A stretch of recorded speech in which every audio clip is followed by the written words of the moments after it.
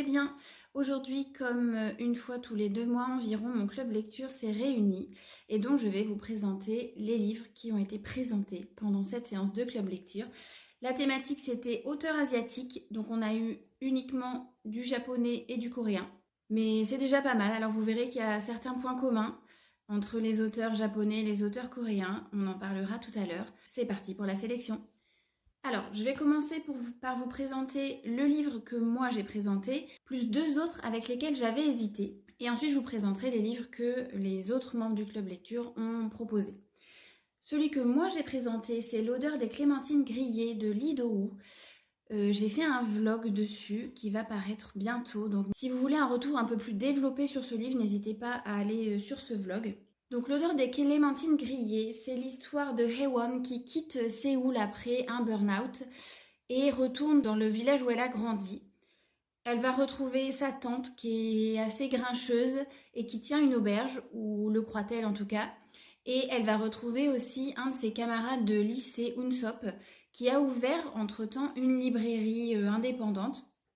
Et donc on va suivre aussi bien le parcours de Haewon qui va essayer de retrouver un peu l'envie de vivre et qui va faire des rencontres. Et on va suivre aussi le parcours d'Unsop qui essaye de maintenir sa librairie à flot, qui a ouvert un club lecture, et Haewon va se retrouver à travailler dans cette librairie et donc va découvrir tout ce petit monde-là. Ça se passe en plein cœur de l'hiver, donc autant vous dire que là, vu qu'il fait hyper chaud, je suis pas trop rentrée dans l'ambiance hivernale, même si vraiment j'ai beaucoup aimé ce livre. Mais je me demande si je l'aurais pas encore plus apprécié au cœur de l'hiver. Là, il fait tellement chaud que bon, j'ai pas senti le froid. Mais bon, à part ça, il y a quelques petits problèmes aussi de traduction selon moi, notamment au niveau des dialogues, mais rien de rédhibitoire. J'ai vraiment beaucoup aimé lire ce livre. C'est un livre très doux. Il faut pas s'attendre à ce qu'il y ait des péripéties en permanence. Il y a une romance, oui, mais elle est évoquée, mais c'est pas le cœur de l'histoire. En fait, il n'y a pas vraiment de cœur de l'histoire. On va suivre plusieurs personnages, surtout Haewon. On va suivre son cheminement, mais il n'y a pas une énorme introspection sur ce qu'elle a vécu à Séoul et que petit à petit elle va remonter la pente. Non, elle va juste vivre cet hiver dans la campagne coréenne. Et c'est ça qui petit à petit, sans qu'on l'explique, sans que ce soit expliqué littéralement, on sent qu'elle remonte la pente petit à petit. On peut pas dire tiens, il y a tel événement qui fait que, ou tel événement. C'est pas expliqué en tout cas dans le livre. Et nous, on la suit, on sent ce regain de positivité, ce regain d'amour envers les autres. Elle avait envie de se recroqueviller dans sa coquille en rentrant chez sa tante, et puis elle s'ouvre aux autres. Ce club lecture et cette librairie, franchement, bon bah c'est ça qui m'a donné envie de lire ce livre, parce que j'adore lire des livres qui se passent dans des librairies. Et là, celui-ci ne fait pas exception à la règle, donc celui-ci, si vous aimez ce genre d'histoire, je vous le conseille. Il a été adapté en drama et je pense que je vais le regarder. Alors peut-être cet hiver, parce que là pour le coup, il y aura vraiment visuellement, je verrai la neige. Mais ça m'a donné très très envie de le voir. Je pense que c'est vraiment quelque chose de lent. L'histoire avance petit à petit et c'est hyper agréable. Alors, j'avais hésité justement avec un autre livre coréen. Bah, vous verrez. Oh, il est à l'envers. Vous verrez, moi, c'est que des livres coréens que j'ai. Bah non, il est à l'envers. Il était à l'endroit. Bref. Donc c'est Bienvenue à la librairie Hyunam de Hwang Borum. À chaque fois ce sont des autrices, moi j'ai que des autrices. Encore une librairie, cette fois-ci on est au cœur de Séoul, mais pas dans un quartier très populaire, très branché où il y a beaucoup de monde. On est dans un quartier un peu plus excentré.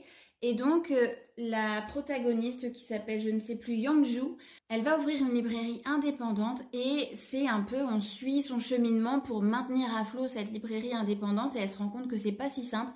Donc, on a un petit peu de compta, un petit peu de réglementation. Elle va organiser des rencontres avec des auteurs, elle va organiser un club lecture. C'est une librairie qui fait aussi café, donc elle va engager un barista.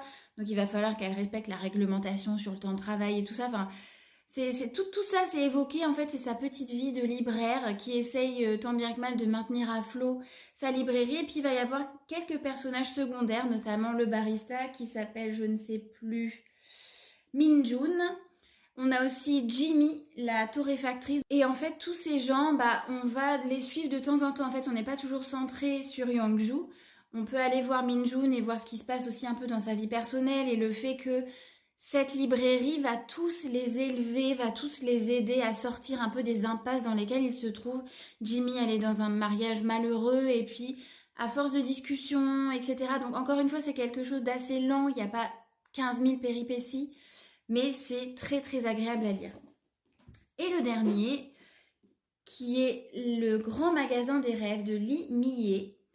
On sort un petit peu des librairies, on est sur un monde beaucoup plus onirique, parce que autant les 2 premiers ce sont des livres contemporains, ça pourrait très bien exister en vrai, autant là on est dans un livre onirique, on est un petit peu dans un monde extérieur à notre monde réel, c'est le monde des rêves, et les gens quand ils s'endorment, en fait ils arrivent dans ce monde, leur moi ou leur second moi ou j'en sais rien, arrivent dans ce monde, et ils vont aller à chaque fois au grand magasin des rêves pour acheter un rêve, le rêve qu'ils ont envie de faire pendant la nuit.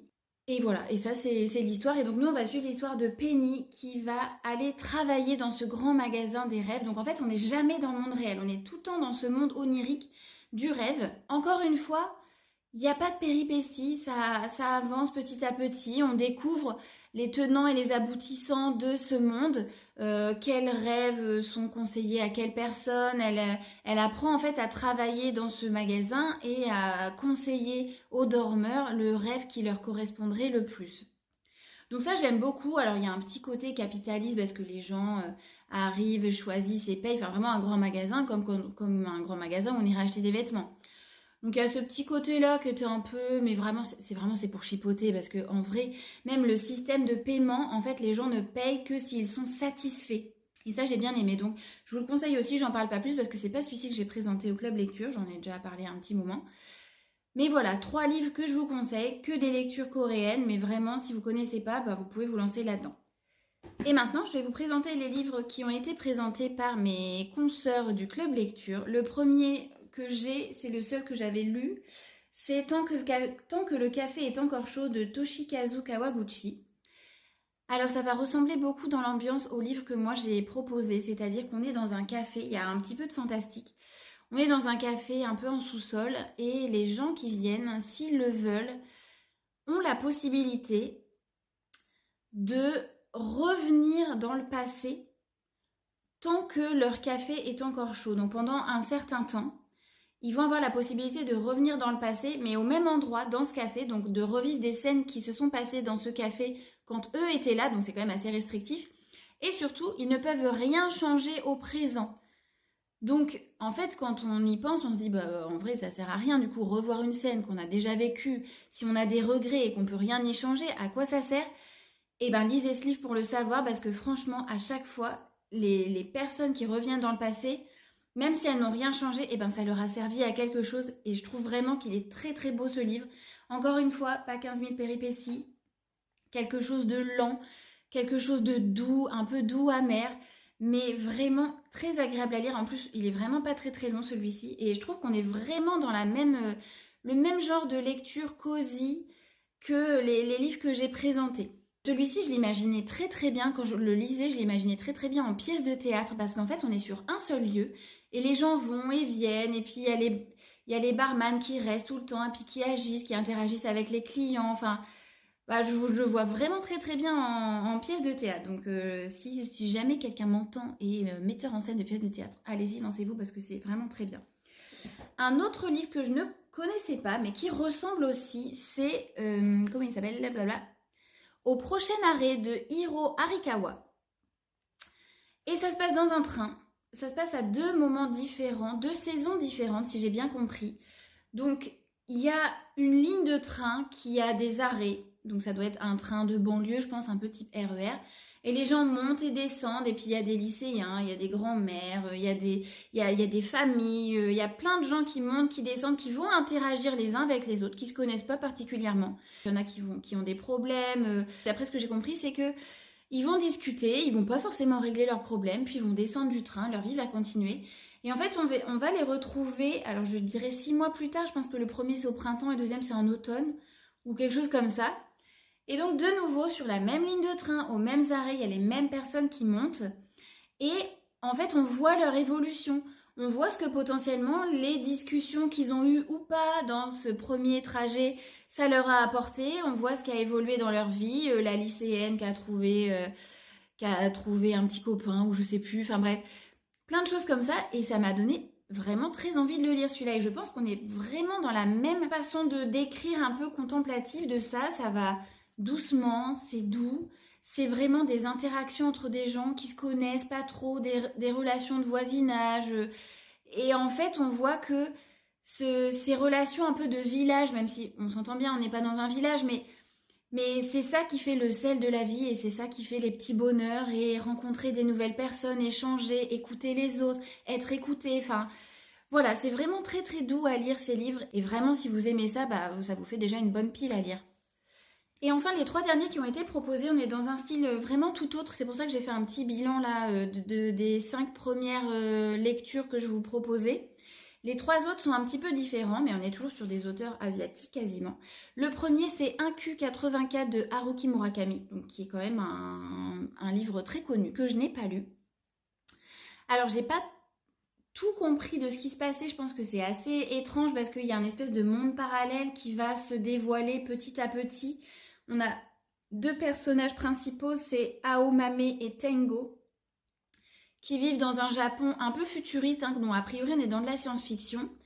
Aomame, c'est une tueuse à gages. Elle tue des hommes qui ont été violents mais n'ont pas été condamnés par la justice ou quelque chose comme ça. Et Tengo, lui, il est écrivain mais professeur de maths et assez doux, intelligent, et ils vont se rencontrer à plusieurs reprises, mais ils vont chacun vivre séparément ce qui va se passer dans l'ouvrage. Et donc, si j'ai bien compris, à un moment, ils se retrouvent à moitié dans un monde parallèle qui s'appelle 1Q84 et où il y a des choses bizarres dedans, on nous dit des animaux qui parlent, des choses comme ça. Et ils vont essayer de revenir dans le monde réel. Et je peux pas vous en dire plus parce que je n'en sais pas plus, je n'ai pas lu ce livre. Donc Haruki Murakami, c'est quand même un auteur japonais très connu que je n'ai jamais lu. Et pourquoi pas commencer par celui-ci. Alors d'après ce que j'ai compris, il y a 3 tomes, pareil, sur plusieurs saisons. Donc là, c'est vrai qu'on retrouve vraiment l'idée de la temporalité chez les Japonais, puis chez les Asiatiques, je pense en général. En tout cas, les Coréens, c'est le cas aussi. Toute une idée de saisonnalité, de temporalité. Je sais pas si c'est vraiment le cas dans celui-là, mais ça a l'air en tout cas. Ensuite, on nous a proposé Âme brisée de Akira Miyabayashi. Et là, on est sur quelque chose d'un peu... Alors, Âme brisée, on est dans un livre contemporain. En fait, la première scène va expliquer tout le reste. La première scène va nous expliquer ensuite le parcours du personnage, d'un des personnages de cette scène qui va vieillir et qui va ensuite revenir sur cette scène. Donc cette scène se passe en 1938 au Japon, au moment où les relations entre la Chine et le Japon sont très mauvaises. Et en fait, c'est un groupe de musique avec un japonais, un professeur japonais et 3 étudiants chinois qui sont restés au Japon malgré les tensions politiques, qui répètent avec leur groupe. Et en fait, il y a des soldats qui vont rentrer et qui vont les arrêter parce qu'ils trouvent que c'est louche que ce japonais puis ces 3 chinois soient ensemble. Et bref, et donc le professeur avait amené son fils de 11 ans qui, en voyant que des soldats arrivaient, il l'a caché dans un placard. Et donc les soldats ne l'ont pas vu. Et cet enfant, un seul soldat va le voir mais ne va pas le dénoncer. Il va même lui donner le violon de son père qui aura été brisé par l'un des soldats. Et en fait, les 4 hommes sont emmenés et le jeune garçon ne reverra plus jamais son père. Et donc voilà, c'est vraiment l'événement traumatisant qui va fonder un peu l'histoire de ce personnage et qui va expliquer un peu tout son cheminement de vie.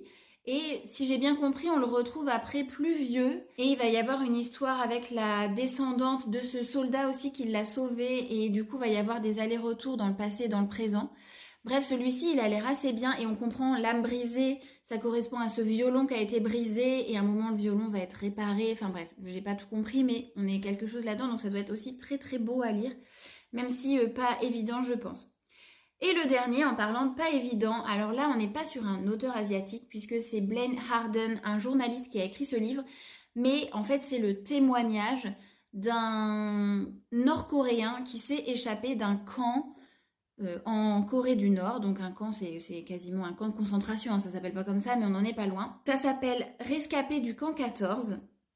Et c'est un jeune homme, maintenant c'est plus un jeune homme, il doit avoir une quarantaine d'années, mais il va vivre 23 ans en Corée du Nord, il va naître dans un de ces camps de concentration, il va y grandir, il va s'enfuir vraiment un peu par hasard, il va se retrouver à la frontière sino-coréenne et puis il va se retrouver dans un camp de travail qui est pas beaucoup mieux a priori, et puis il va s'enfuir de nouveau et il va se retrouver en Corée du Sud. Et c'est là qu'il va rencontrer le journaliste et qui va lui raconter son histoire. Et donc apparemment c'est absolument glaçant parce que là on n'est pas sur de la fiction, on est sur un témoignage. Et a priori tout ce qu'on pense savoir sur la Corée du Nord, et cela dit on n'en sait vraiment pas grand chose, bah en fait tout ce qu'on pense savoir, bah en fait c'est pire, ce qui se passe vraiment. Ce camp-là, ce jeune homme, il a vu des choses, il a fait des choses pour survivre qui sont absolument atroces. Et donc là maintenant il vit en Corée du Sud et il est engagé dans des associations, enfin voilà, il fait plein de choses pour essayer de réparer ce qu'il a vu, ce qu'il a fait, et pour aussi que les gens soient au courant de ce qui se passe dans ce pays. Et donc ce livre, a priori, est vraiment très très très dur à lire, mais c'est un peu salutaire parce que je pense que on s'imagine pas On connaît les camps de concentration en Allemagne, on les connaît assez bien, il y a plein de littérature dessus, même beaucoup de fiction. Mais on se dit, ça c'est derrière nous. Ça n'existe plus, ça n'arrivera plus, c'est pas possible, la barbarie humaine a atteint son comble à ce moment-là, etc. Et en fait, quand on lit ça, d'après ce que j'ai compris, parce que je ne l'ai pas lu, on se rend compte que, bah en fait, si, ça existe encore, voire même pire, parce que les Nord-Coréens, en fait, ça fait combien d'années qui vivent sous ce régime totalitaire et qui subissent ça. Enfin, ce jeune homme, il a vécu 23 ans dans le camp, donc c'est pas des camps d'extermination, mais c'est des camps de travail, et puis chacun survit comme il peut. Enfin voilà, donc pas facile à lire, mais je pense que ça doit être hyper intéressant. Et voilà, c'est terminé pour aujourd'hui. J'espère que vous avez pioché dans tous ces livres que je vous propose des petites lectures qui vous font envie. Alors certains sont plus cosy que d'autres, hein, certains un peu plus légères que d'autres. Mais on voit quand même que la littérature asiatique, notamment japonaise et coréenne, parce que là c'est vraiment que ça que je vous ai proposé, a plein de choses à nous offrir, et que des fois ça peut être sympa de changer un petit peu de façon de lire, de façon de voir, et de se lancer un petit peu à l'aventure tout en restant chez soi sur son canapé. J'espère que vous avez aimé cette vidéo. N'oubliez pas de vous abonner, de commenter, de liker. En attendant, je vous fais plein de bisous et je vous dis à bientôt. Down by the riverside.